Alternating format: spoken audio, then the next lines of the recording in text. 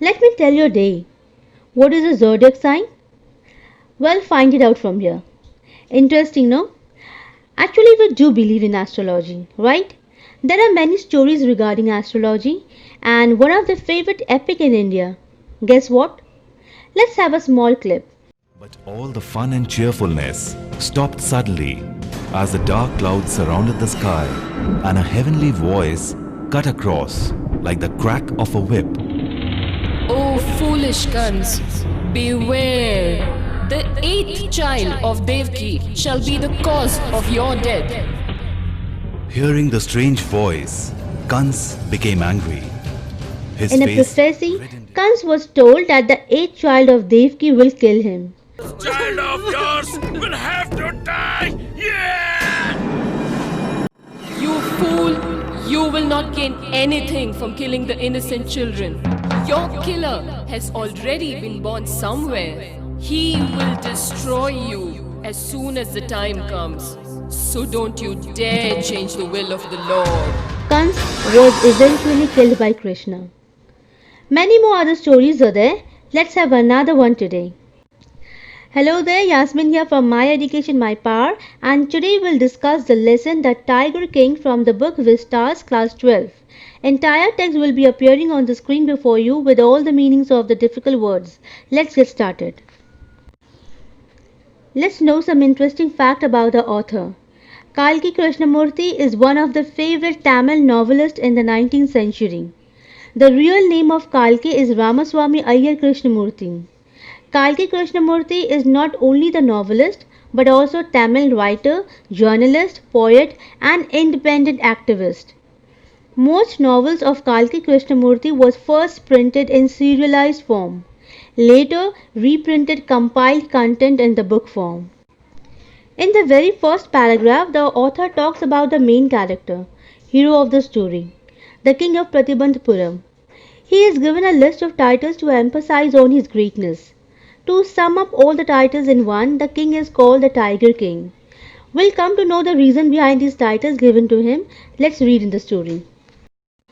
The writer promises the reader that he would let us know why the king was called the Tiger King, and he will not break his promise, even if he is under the threat of an attack by the Stuka bomber aircraft. Instead, he says that the Stuka bomber aircraft can go back because he is not scared of it, and he will tell the reader why the king was called the Tiger King. The writer says that before elaborating about the Tiger King, one very important thing about him was that any person who read about the Tiger King would be very excited to meet a man of such undefeatable courage. But he says that there is no chance of meeting the Tiger King as the Tiger King is already dead and he has reached heaven. The manner in which the Tiger King died was very interesting. The writer could tell us about it only at the end of the story.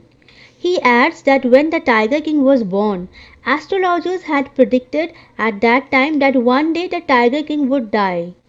Now, don't you think this sounds little crazy? Because everyone has to die one day. In this paragraph, astrologers said that the child would grow up to become a brave warrior, a hero, and a champion, but suddenly stopped. When the astrologers were forced to continue, then said that the Tiger King was born under such a star that any person who was born at that time had to meet his death one day. Again, this prediction is meaningless because, as a fact, everyone has to die one day.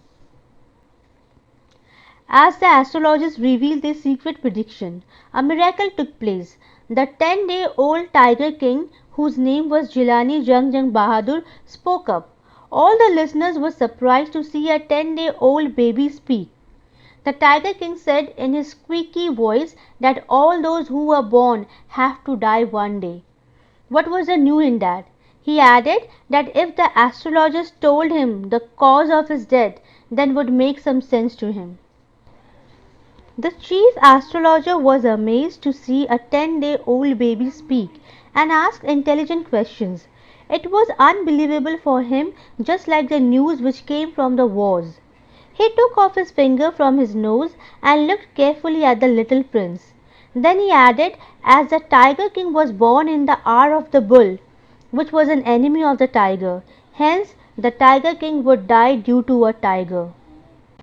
The writer says that the reader may feel that a Tiger King trembled upon hearing the name of a tiger, but actually that did not happen.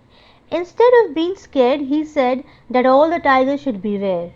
Further, the writer says that this story sounds rumor, but if we look at the happenings of the past, we could conclude that these rumors were based on true happenings. The Crown Prince Jung Jung Bahadur grew taller and stronger as the days passed by. There were no other miracles in his childhood. As a boy, he drank the milk of an English cow, got lessons in English by an Englishman, and watched English films just like all the Crown Prince. When the Crown Prince Jung Jung Bahadur turned 20 years of age, the royal state was given to him. People of the kingdom discussed the astrologer's predictions, and one day King Jung Jung Bahadur came to know about it. The Pratibandpuram state had many forests which had a number of tigers in them. The Maharaja was aware of an old saying that you could kill even a cow in order to protect yourself. So he felt that a cow, which was considered to be a holy animal, could also be killed by a Hindu in order to save himself. Then no one would object if he killed a tiger in order to protect himself. So Maharaja Jung Jung Bahadur started hunting tiger. He was very excited when he killed the first tiger and showed the dead tiger to the astrologers. The king asked the astrologer for his comments, and the astrologer replied that the king could kill 99 tigers, but he had to be very careful with the 100th one. The king asked him that what would happen if he killed the 100th tiger also.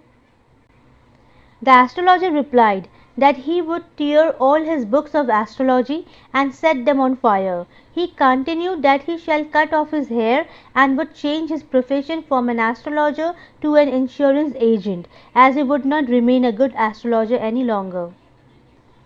From that day in Pratibandpuram, no one was allowed to kill a single tiger other than the Maharaja himself. The law was so strict that an official announcement was made that if anyone was caught killing a tiger or even throwing a stone at a tiger, his wealth and property would be taken away. The king of Pratibandpuram took an oath that he would attend all the matters of the kingdom only after he had killed 100 tigers. In the beginning, it seemed that he would achieve his target very fast. It was not that he feared the tiger. When the king went on his hunting expeditions, he faced danger many times. At times his bullet missed his target and the tiger jumped upon him. The king would fight with the tigers barehanded, but each time he won and killed the tiger. The writer tells us another instance when King Jung Jung Bahadur was about to lose his throne. A high-ranking British officer visited Pratibandpuram. He was fond of hunting tigers and he wanted to get himself photographed with the dead tigers. He wanted to hunt tigers in Pratibandpuram also, but as the Maharaja had banned killing tigers, he did not give permission to anyone. He offered him to go on any other hunting except tigers.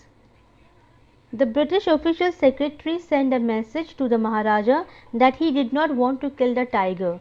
He only wanted to get himself photographed with the dead tiger. But the king did not agree to this proposal also. He said that if he won't allow him, then what if other Britishers would come to hunt? How could he stop others? As the king had refused the British officer from fulfilling his wish, he was in danger of losing his kingdom. After the discussion with his minister, the king sent a telegram to a famous British company of jewellers based in Calcutta. He asked them to send samples of expensive diamond rings of different designs. The jewellers sent 50 rings and the Maharaja sent all of them to the British officer's wife in order to please her. The king had expected that the British officer's wife would choose one or two rings and return the others, but she just sent a reply saying thanks for the gifts, and she kept all the rings. After 2 days, the British jeweller sent a bill of 3 lakh rupees, but he was happy that he had saved his kingdom at least.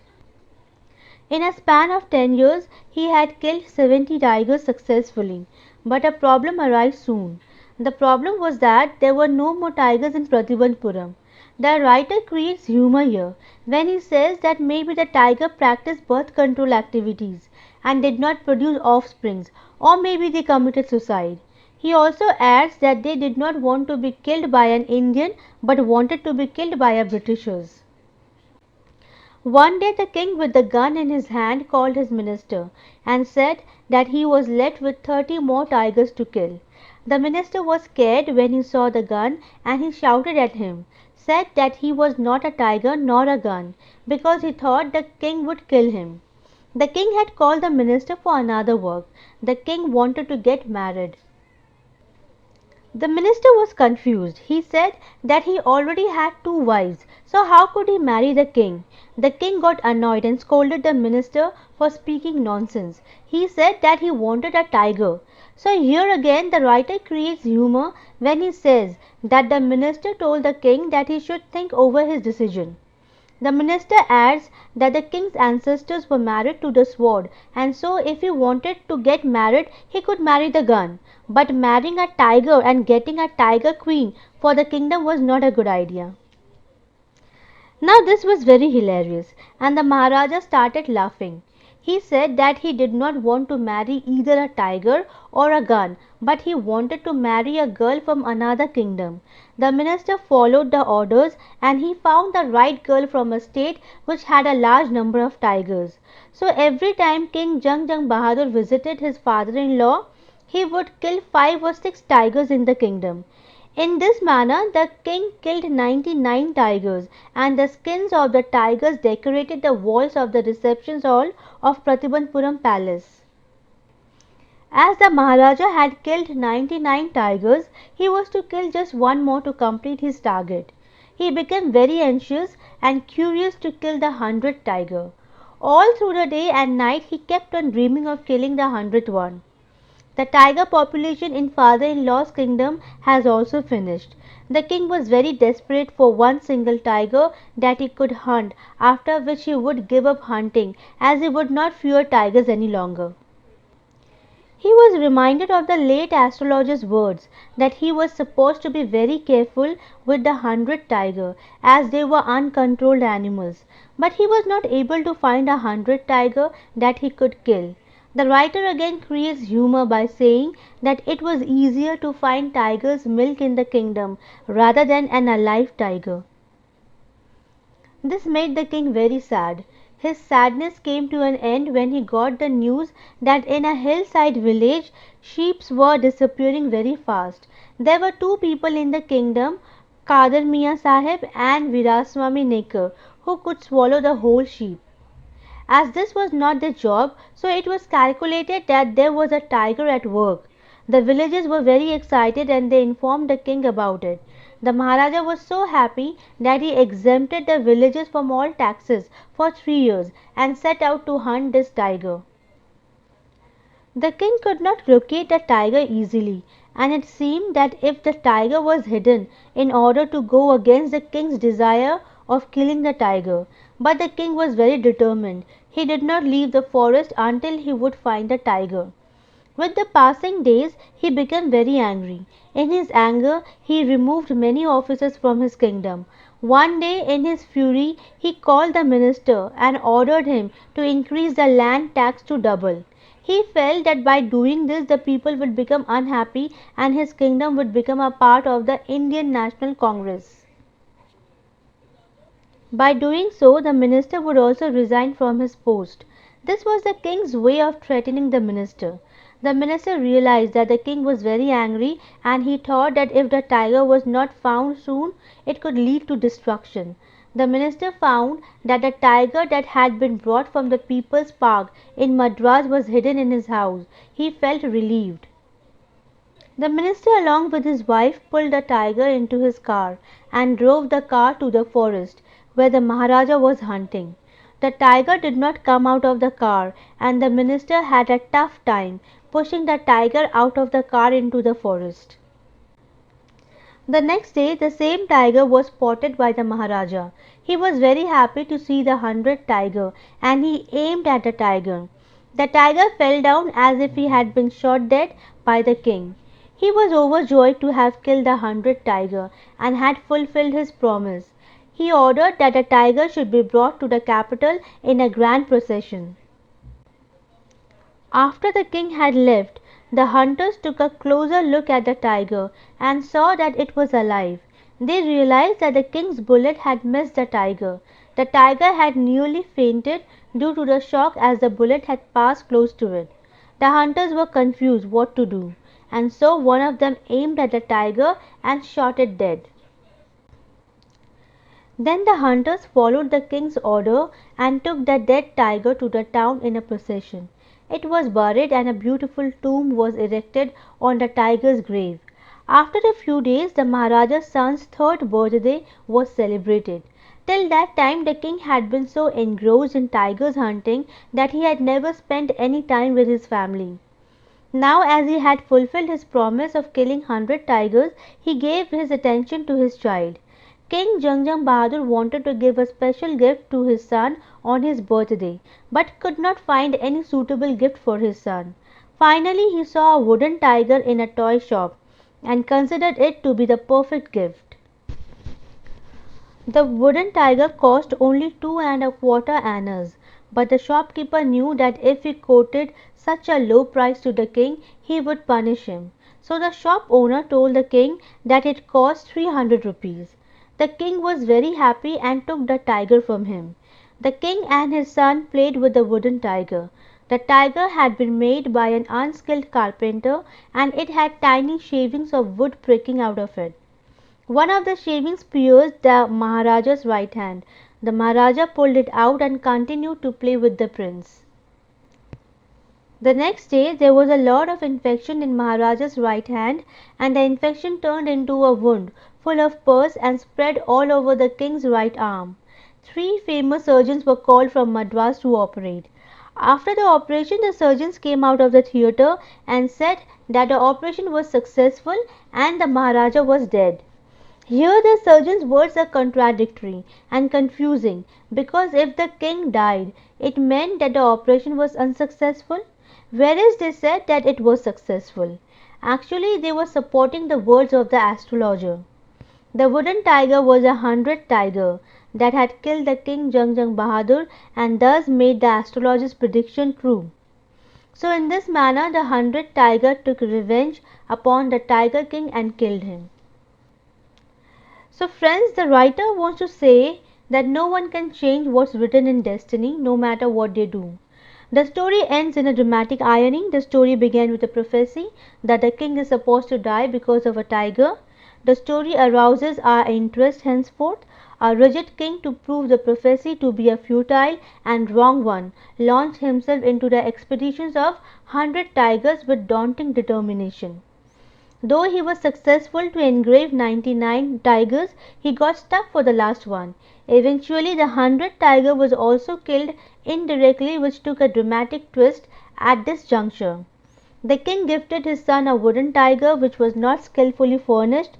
It resulted in infection which required a deadly operations, resulting in the fulfillment of the prophecy. So friends, this is all for today. We'll see you again with another lesson.